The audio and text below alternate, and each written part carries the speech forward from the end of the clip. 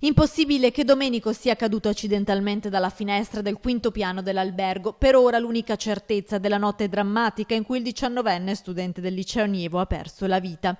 La famiglia del ragazzo padovano nelle scorse ore è andata a Milano per riportare a casa il corpo del loro figlio. Le finestre chiuse qui ad Altichiero, nella casa di Domenico, i genitori, mamma Antonia e papà Bruno, non ci sono, ma la mamma attraverso Facebook ha espresso parole molto dure, una dichiarazione scioccante: il mio ragazzo dalla gita me l'hanno restituito morto. Se fosse rimasto a casa, sarebbe ancora vivo, avremmo chiamato l'ambulanza.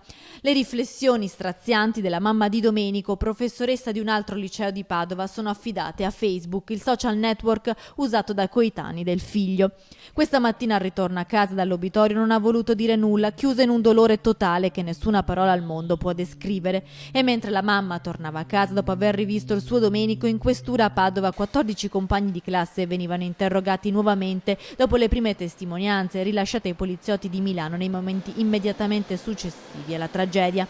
Tanti ancora i dubbi, perché il 19enne è uscito in terrazza in maglietta e mutande senza i suoi separabili occhiali da vista e senza scarpe, i lividi sul braccio che fanno ipotizzare che il ragazzo sia stato trattenuto. Nessun segno di violenza sul suo corpo, ma il parapetto del terrazzo è alto 1,10 m, quindi per cadere bisogna come minimo salirci sopra.